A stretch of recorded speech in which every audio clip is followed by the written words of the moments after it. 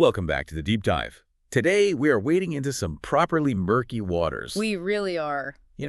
Usually when we talk about government policy, you've got the headline version, the glossy brochure, and then there's what's actually happening on the ground. And this topic, Yeah. the gap between the two is enormous. We're looking at immigration enforcement. And honestly, if you only read the press releases, you'd think we were living in some kind of action movie. Totally. The official line is that the government is targeting, and this is the quote, the worst of the worst. Right. Murderers, gang members, cartels, Yeah. the bad hombres, to borrow a phrase. That's the pitch, right? We're cleaning up the streets, keeping you safe. Exactly. The stated priority is public safety, national security. The dragnet is designed to catch sharks. But then you look at the actual data we have here. We've got reports from CBS, internal DHS documents, even legal analysis from Yale. And the story gets, well, it gets complicated. Very complicated. Because instead of a cartel boss, the face of this deep dive is a 42-year-old plasterer. Seamus Culleton. A guy who's been in Boston for nearly 2 decades, runs a business, is married to a U.S. citizen, and got picked up at a Home Depot. And that disconnect is exactly what we need to unpack today. How do you go from a mandate to catch dangerous criminals to detaining a plasterer in a parking lot? And is he an anomaly, or is he actually the norm? It's a numbers game, but it's also a very human story. And there's a twist in the middle of it that, frankly, I did not see coming. It definitely challenges the narrative on both sides. It does. So our mission today, we aren't taking sides. We're just going to look at the mechanics of this enforcement machine, the law and order rhetoric versus the actual human cost. And we're going to try to figure out how a system designed for terrorists ends up netting a guy who supporters call a model immigrant. But who also, as we'll find out, might have a few skeletons in his closet. Which could explain why the government isn't just letting him go. Okay, let's start with the big picture, the numbers. Because the rhetoric is loud. The Department of Homeland Security, DHS, they were very clear on this. They are. They say they're fulfilling a promise to carry out mass deportations, starting with the most serious threats. If you read the press releases, especially from DHS Assistant Secretary Tricia McLaughlin, the language is, it's unequivocal. Oh, yeah. Criminal illegal aliens, murderers, pedophiles. The message is, we are prioritizing people who hurt our communities. Which, I mean, let's be fair. That's a goal most people would agree with. Of course. If there's a violent criminal, get him out. That's the law and order mandate. But we have this data here from TAC at Syracuse University and those internal DHS docs. And when you lay that data over the rhetoric... Things just don't align. So what's the reality then? The reality is statistically very different. So you look at the nearly 400,000 arrests in the first year of this administration. The internal data shows that less than 14% had any charges or convictions for violent offenses. Wait, hold on. Less than 14%. So quick math. Yeah. 86% of the people being picked up are not violent offenders. Correct. And it gets even more specific. If you drill down to the really scary stuff, homicide, sexual assault, that's less than 2% of all arrests. 2%. That's a tiny fraction. It is. And what about gang members? That's the huge talking point, right? We always hear about MS-13 and the cartels. Good ways. Well, only about 2% of those in custody were even accused of being gang members. Okay, so if the detention centers aren't full of cartel bosses, who are they full of? Who are the other 80-something%? Well, this is the starkest number. According to TR2, 74.2% of people currently sitting in ICE detention have no criminal conviction at all. Zero Criminal convictions. And almost 40% of those arrested had no criminal record whatsoever, not even a charge. Their only crime was a civil violation, like overstaying a visa. Okay, let's pause and unpack that, because it feels like I'm hearing two different languages. The government says, we're catching criminals, and the data says, you're catching people with no convictions. How? How do they bridge that gap? They aren't just making it up, but they are, let's say, curating the numbers. Curating. Yeah, it's a classic case of defining your terms. The apples and oranges problem. See, DHS often cites a statistic that says 70% of arrests involve individuals charged or convicted. Ah, I see it. Yeah. Charged or convicted. That's the key phrase. That's the trick. In the U.S. justice system, we have this little thing called innocent until proven guilty. Right. But in these immigration statistics, a charge, which is just an arrest, often gets lumped in to mark you as a criminal for the press release. So if I get arrested, Yeah. but the charges are dropped, or I haven't even gone to trial yet, for these stats, I'm already in the bad guy column. In the rhetoric, yes. And they also broaden the definition of criminal. DHS includes things like fraud, burglary, and DUI as part of their numbers. Okay, and look, driving under the influence is bad, burglary is bad, these are crimes. No one is saying they're good things. But are they the murderers and terrorists that lead the nightly news? Probably not. It creates a perception gap. The public hears criminal alien and thinks El Chapo, but the system is often catching, guy who got a DUI 5 years ago. Or guy who's buying drywall at Home Depot. Which brings us right back to Seamus Culleton. He is the poster child for this disconnect. His story really puts flesh and bone on these statistics. It really does. So let's paint the picture. Seamus is 42, from County Kilkenny in Ireland.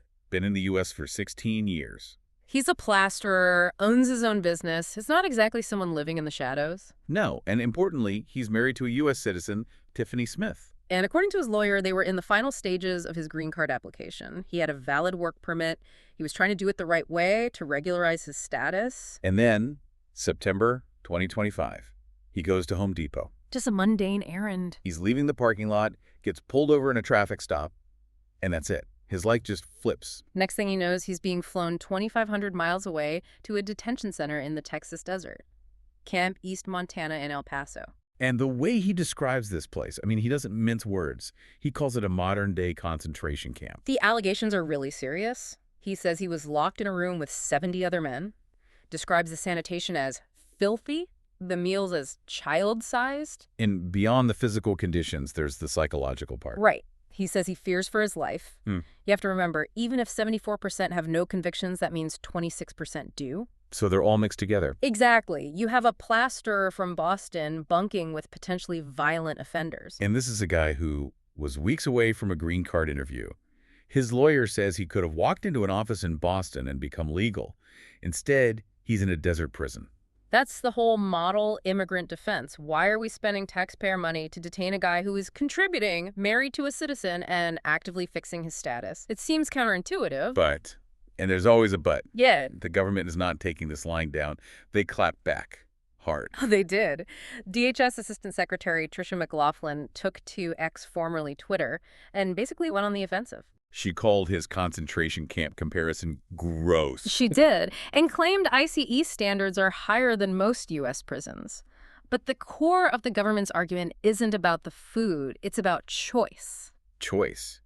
How is being locked in a room with 70 guys a choice? So, this is the legal nuance. It's important to get their perspective. DHS says Culleton was issued a final removal order. They offered to put him on a plane to Ireland. Immediately. Right.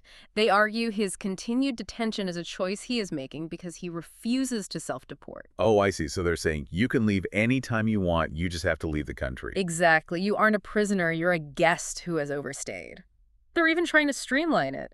Have you heard of the CBP Home app? I saw that in the notes. Is that real? It sounds like Uber for deportation. It's very real. The government is encouraging people to use this app to schedule their own removal.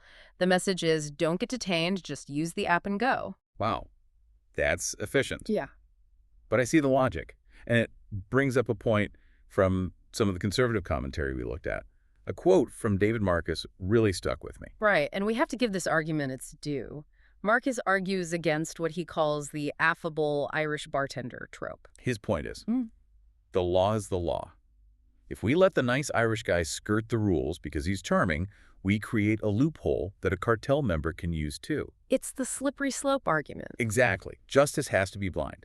If you overstay your visa, you broke federal law, period, whether you're a plasterer or a smuggler. And if you start making exceptions based on who seems nice, the whole legal structure could fall apart. Which is a valid point. You can't have a legal system based on affection. But that leads us to the legal trap Seamus is in. Because I think a lot of people are wondering, doesn't he get a day in court? Usually, yes. But Seamus walked into a trap that was set for him back in 2009. The Visa Waiver Program. Correct, the VWP. It's great for tourists. Come for 90 days, no visa needed. But there's a catch. When you enter, you sign a piece of paper. And what does that paper say? It says you waive your right to contest your removal.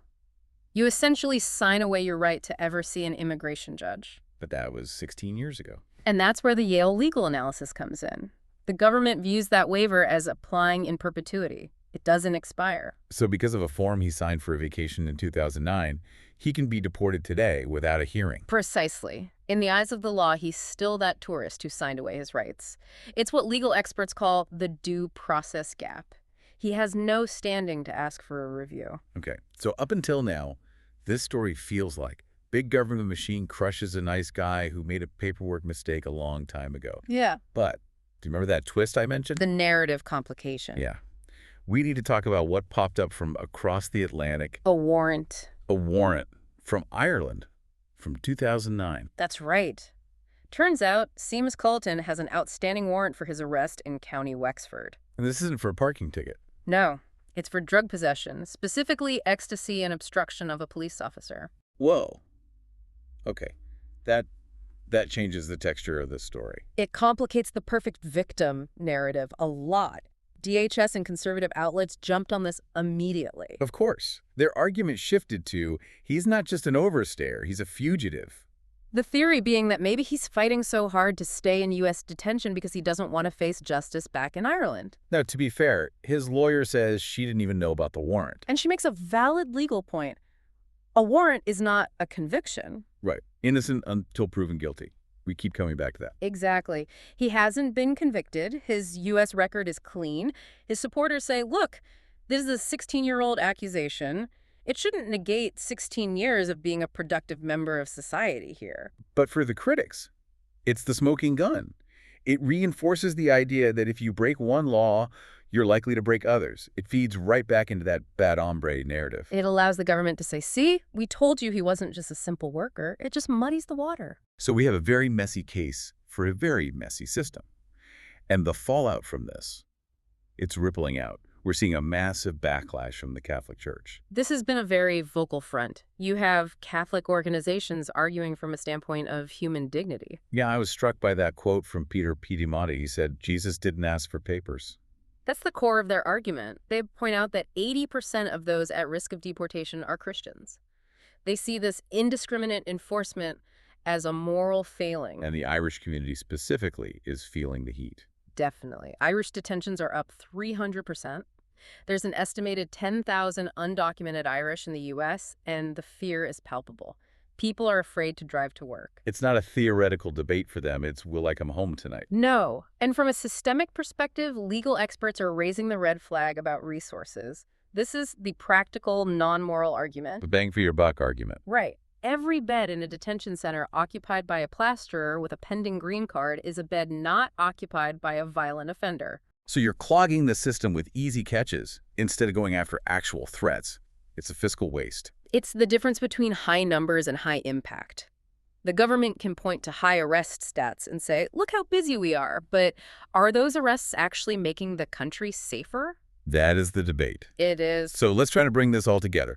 What does this deep dive tell us? I think it tells us that we're dealing with a system of absolutes, clashing with the messy reality of individual lives. The absolute is zero tolerance. The law is the law. And the reality is visa waivers from 62 years ago, old foreign warrants pending marriages, and a dragnet that, according to the data, is catching mostly non-violent people. That data point is the anchor, 74.2% with no criminal conviction. That's the number that sticks with me. It's the undeniable statistic, and whether you view that as strict law enforcement or fiscal waste and cruelty, it really depends on your definition of justice. And that's the question we have to leave you with. If a system requires indiscriminate enforcement to hit its numbers, are we actually making the country safer or just more fearful? And for Seamus, does a 16-year-old warrant for ecstasy in another country justify indefinite detention in a desert camp in this one? A question worth chewing on. For everyone listening, keep an eye on the numbers, not just the headlines. That's it for this deep dive. Thanks for listening. Take care.